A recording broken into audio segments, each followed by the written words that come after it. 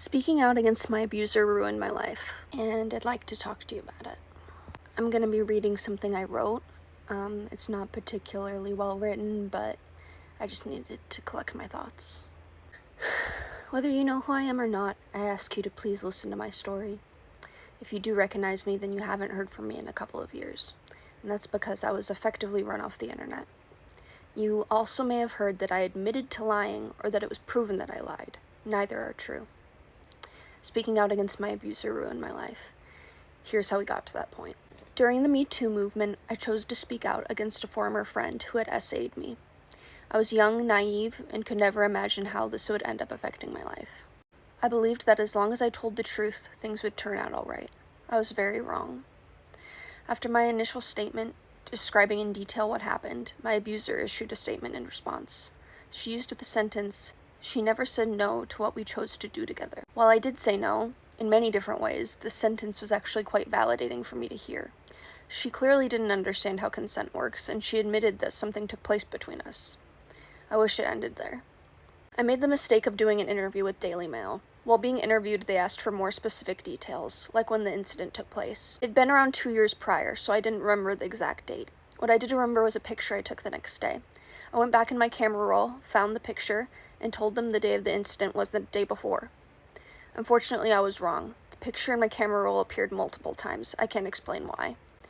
When the interview came out, her fans went back in her posts to that date to find that we were in different states. If you've never heard my story before, you might at this point wonder, why would that matter? She admitted something between you took place in her statement.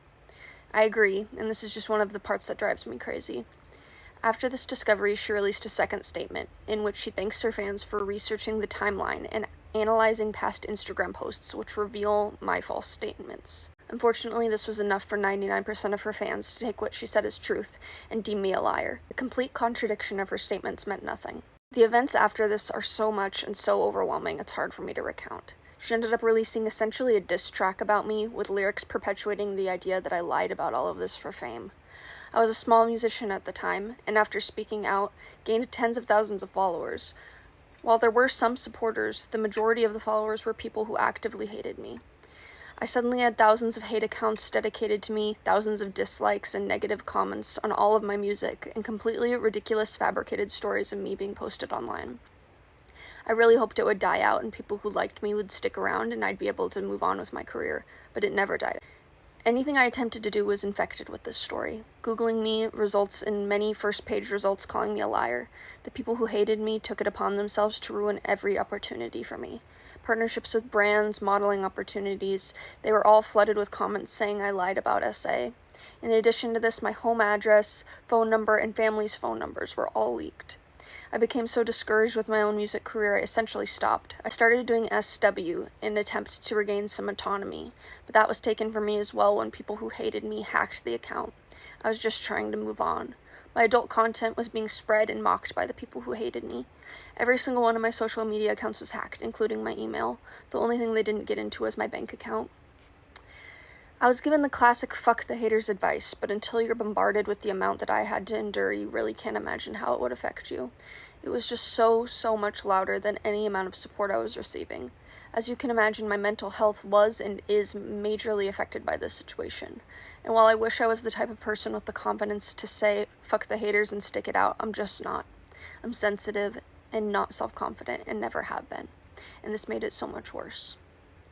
It got to the point where I could no longer put up with the abuse. Holding on to this public image was no longer worth the pain, and I deactivated all of my public accounts. In doing this, I also saw this as completely giving up on being a musician.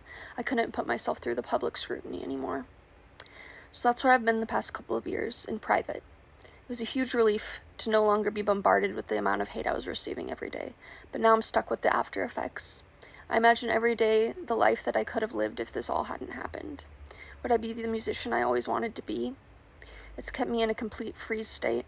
I won't go into too much detail about how much I've been suffering the past couple of years. Frankly, it's embarrassing. I wish I could move on. But I've never wanted things to be over more than I have now.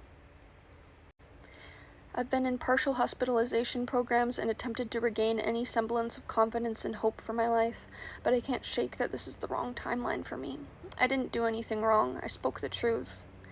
If you're familiar with my story, you may have also heard that I admitted to lying, and I can assure you that never happened. There were photoshopped images spread around of a confession that never happened because I have nothing to confess. I never lied. You may have also heard that I accused other celebrities of this, which I can promise you never happened either. There's so many other terrible things that people have made up about me that I'm not going to dissect and defend right now. But I was successfully gaslit into thinking I was a bad person who deserved this. I am so scared to speak out about this again. There's a high possibility that I won't receive any support from this, and people who hate me will target me again, and I go back into hiding. I ask that if you are someone who is under the impression that I lied about this, to please hear me out. Please think about her contradicting statements. Please realize that there's no one on earth who knows what happened that night besides me and her, and even the smallest possibility that I could be telling the truth should be enough for you to not want to risk ruining an innocent person's life in this way. I'm completely exhausted from begging people to believe me for years now. I'm not sure what I'm hoping will come from this. It's gotten to be quite humiliating to beg people to care. But if you haven't heard my story before, thank you for hearing me, and I could really use your help in rewriting the false narrative of who I am and what happened to me.